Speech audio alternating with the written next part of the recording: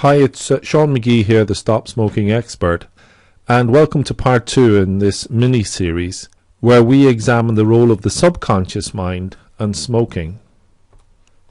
Now, if we begin by examining the reasons we smoke at all, why did we begin to smoke? We can identify certain powerful subconscious drives that led many of us to start smoking in the first place. One of the strong drives, particularly for young ladies and women, is the idea, the belief, the feeling that somehow smoking is cool, that it looks sophisticated. Secondly, peer pressure, that subconscious need to fit in, to be one of the gang. If I go back to my youth and my younger days as a smoker, I distinctly remember one of the great payoffs for me psychologically was, as a smoker, I could hang out with the captain of the football team, feel quite elevated in my status, simply because we shared cigarettes. Now, interestingly, I also recall my first cigarette. 5 teenage boys sharing one cigarette. Unfortunately, I was the last one in the queue to get a drag of this magical cigarette. So by the time it got to me, one end of it was hot like a coal, and the other end was quite disgusting. It was wet. So it wasn't pleasant. Definitely wasn't pleasant. The net result was me feeling dizzy, feeling nauseous. But hey, hold on. I was one of the lads. So for me especially, it was a very powerful subconscious drive. The other thing is, and it's very, very acutely tied to the previous issue, is one of moving away from what we would regard as the family, traditional family unit, or whatever peer group or whatever unit we have been brought up in. It's always nice to move towards something, and that's again where, moving away by way of rebellion is also part of moving towards a different peer group, perhaps. So that explains some of the reasons that we begin. Now, we know it's not because the taste of cigarettes is nice or the act of inhaling cigarette smoke is delightful. Of course it's not. They're powerful subconscious reasons, but why do we continue to smoke? Much later on, when we're intelligent and we're adult, and we know the damage that cigarettes do, we know the cost of smoking cigarettes. Why do we continue? Well, again, it's very much tied into our subconscious drives and motives. We continue to smoke because of some false beliefs.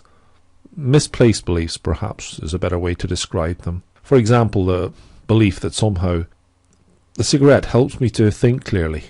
It helps me to figure out problems. In my experience, that's a strongly held belief among men who do problem solving as part of their job. Another misconstrued or misplaced belief would be the notion that cigarette relaxes me. Well, we now know definitively that physiologically inhaling cigarettes increases blood pressure, which is the opposite of relaxation, but it's the biomechanical act of inhaling, drawing long, slow, deep breaths that provides some relaxation, coupled with the belief that it will relax me. Allied to beliefs are the feelings we get from cigarettes. That need to do something with our hands, with our mouth, and many people would describe smoking a cigarette as an extension of an oral habit, something that we take with us from infancy. So, yes, I think that's quite plausible. Many of my clients will talk about just feeling comfortable having something to do with their hands and their mouth. And the other one, again firmly rooted in our subconscious mind, is the fact that it's simply a habit. It's a conditioned response. It's something we do without any conscious thought or direction. We often see this where someone's smoking trigger is set off, no matter what that is. Maybe talking on the phone, going for a drink, socializing, maybe after finishing a meal, and without any conscious thought the smoker reaches for their packet.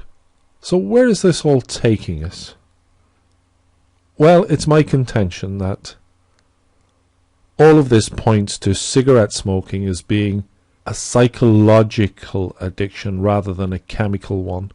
Certainly, nicotine is quite addictive, but I believe that's only a small portion of the problem for a smoker. The real issue is that smoking is an addiction of the subconscious mind. Okay, that's all for today. But the next time we get together, we're going to talk about that in a little more detail. And what does it mean? Particularly, what does it mean for people who want to stop smoking? We'll take it up there. And if you're looking for more information, take a quick look at my website, www.thestopsmokingexpert.ie. And while you're there, why not claim a copy of my Stop Smoking ebook? It's for free and it's packed with useful information. Thanking you. Talk soon.